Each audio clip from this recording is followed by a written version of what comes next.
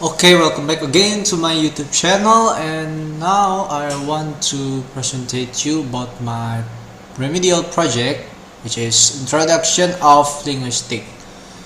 And before that, I want to introduce you myself.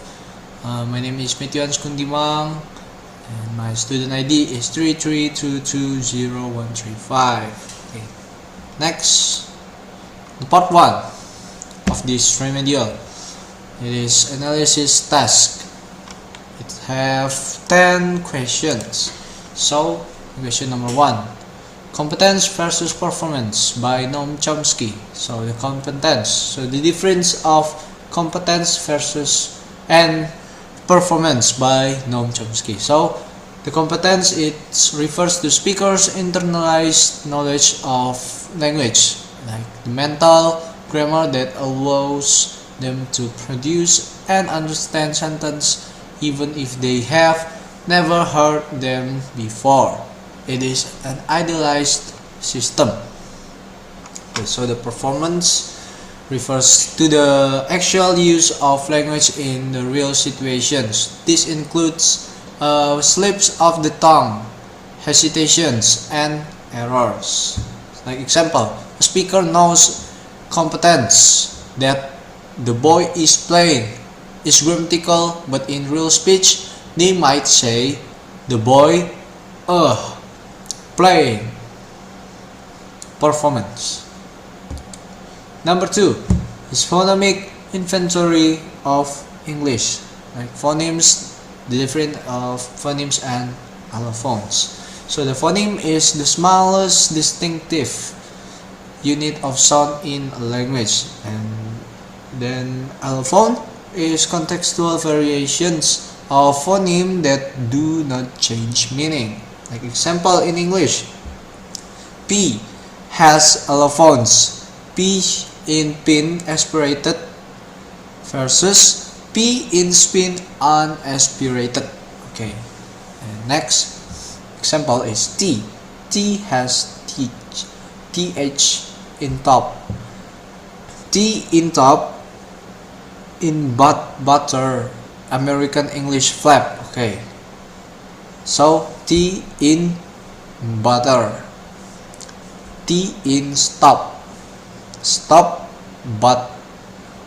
butter. C, the example in English is I. Has I in leaf clear eye versus in ball dark eye. Okay.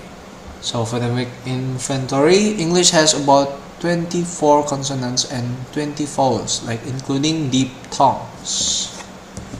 Next is structuralism between generative grammar. So the structuralism by F.D. Chaucer Bloomfield, it is focused on describing language as a system of signs, analyze language through distribution patterns and surface forms. Like example, phonemic analysis for morpheme segmentation. In generative grammar by Chomsky, focus on the innate rules and universal grammar. Like explains how speakers generate infinite sentence from finite rules. Okay, so the key difference of this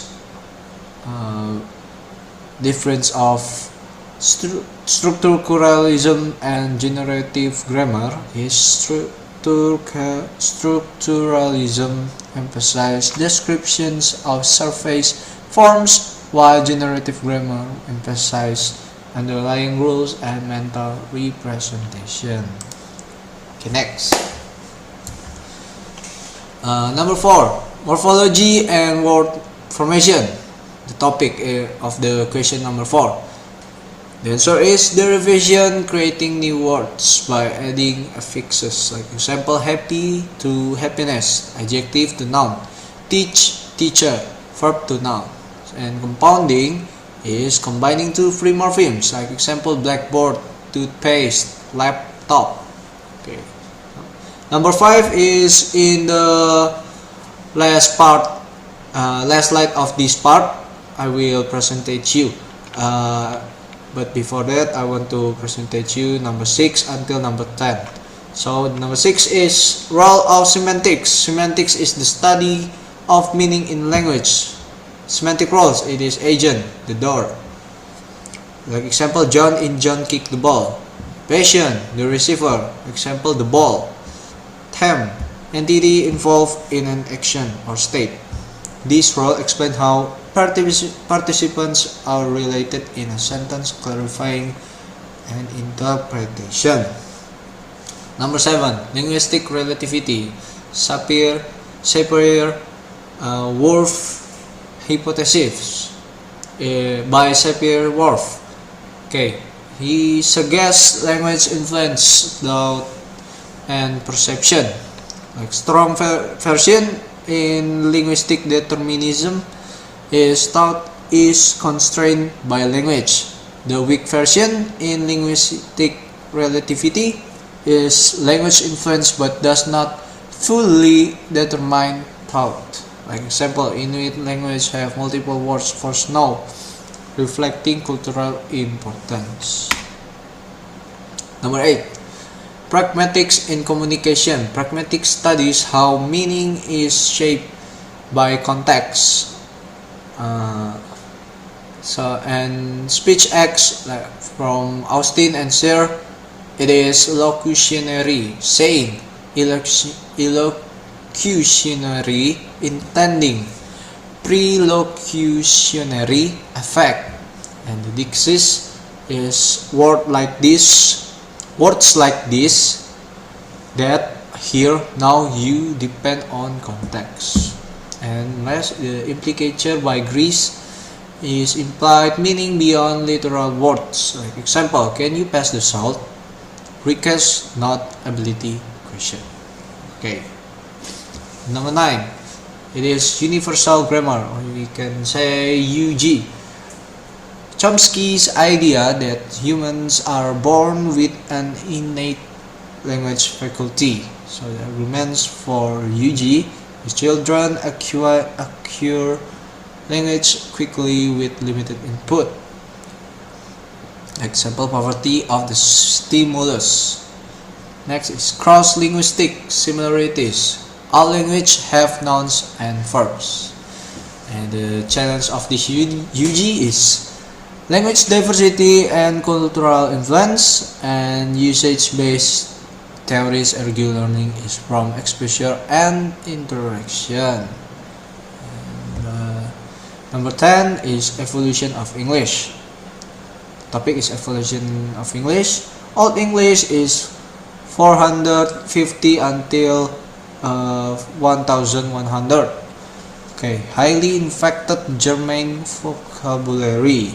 In the Middle English in 1100 until 1500 is French influence after Norman conquest.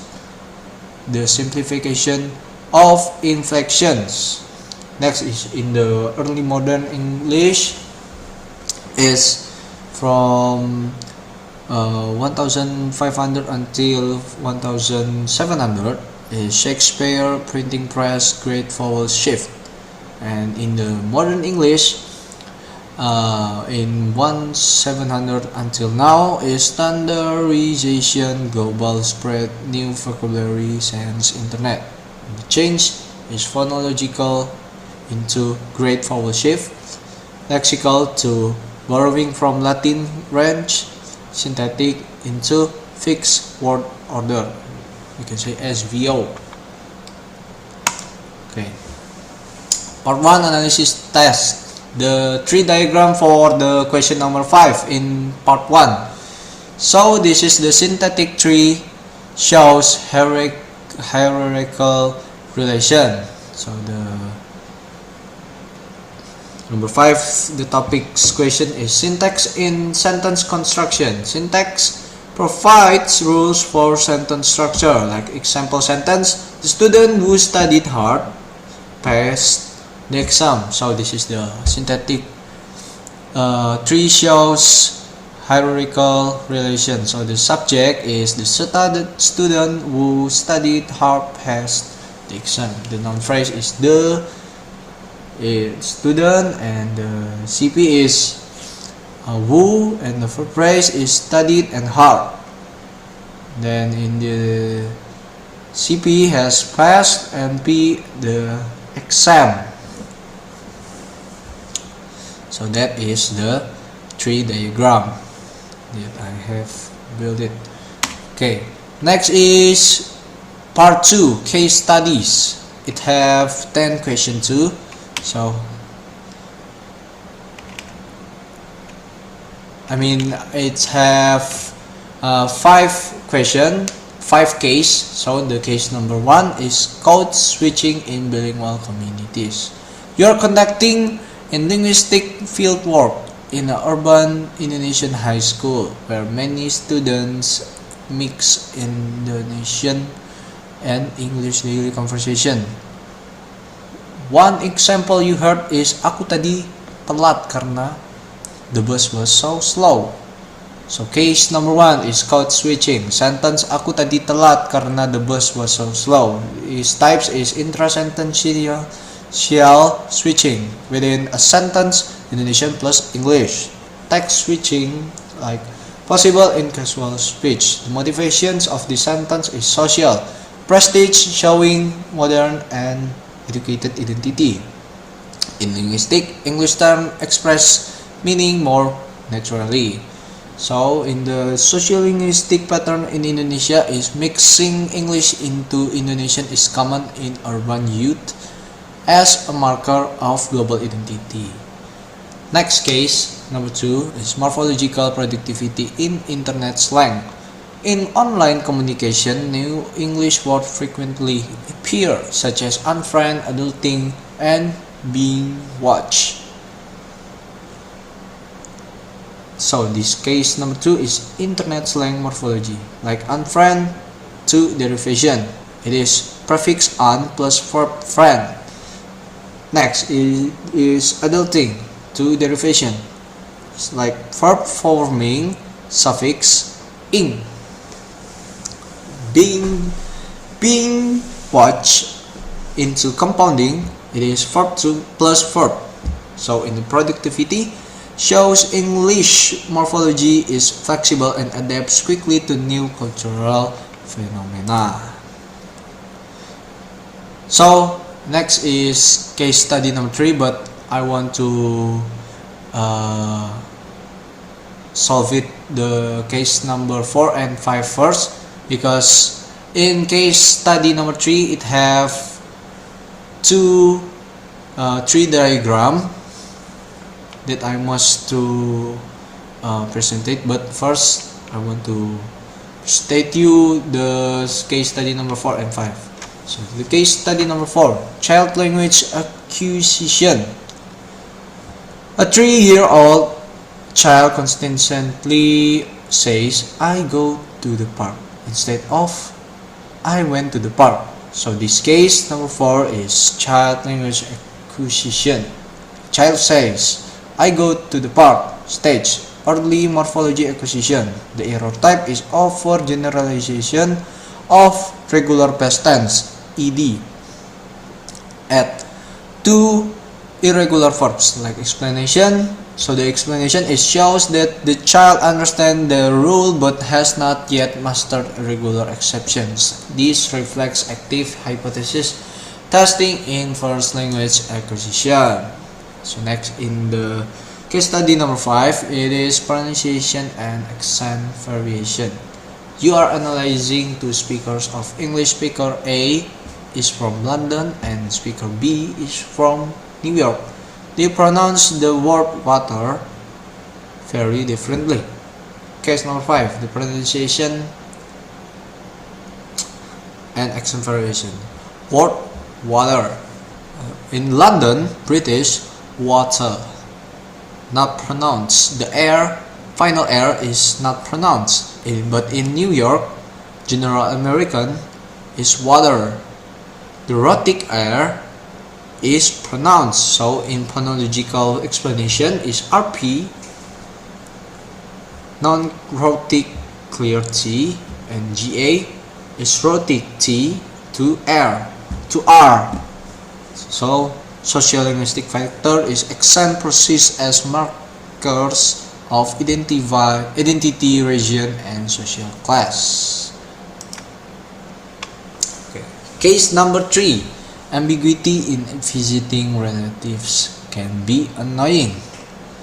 So I have the case study tree diagram for the case number 3. So this is the interpretation 1. It is visiting relatives as subjects annoys you. It is visiting relatives, it means gerund phrase subject. So ambiguity type synthetic ambiguity. So the sentence is visiting relatives can be annoying. So noun phrase is visiting and relatives. Verb phrase is can be, and it have adjective phrase too. It is annoying.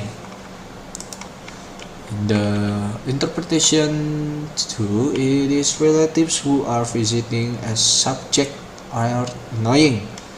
Relatives who are visiting, it means subject noun phrase with relative clause. So the subject is relatives who are visiting can be annoying. Okay. In the linguistic levels is morphological in the gerund form, synthetic in the different structure, semantic, and the different meanings. So the sentence is relatives who are visiting can be annoying. So sentence, noun phrase, relatives, CP is who, subject, it has VP, verb phrase, are, and it have visiting as verb phrase. So in the next is VP, it have can be, and adjective phrase is annoying. Okay, I guess just that my presentation about this remedial. And thank you for watching, and thank you for watching my remedial project, and see you in another time. Bye, goodbye.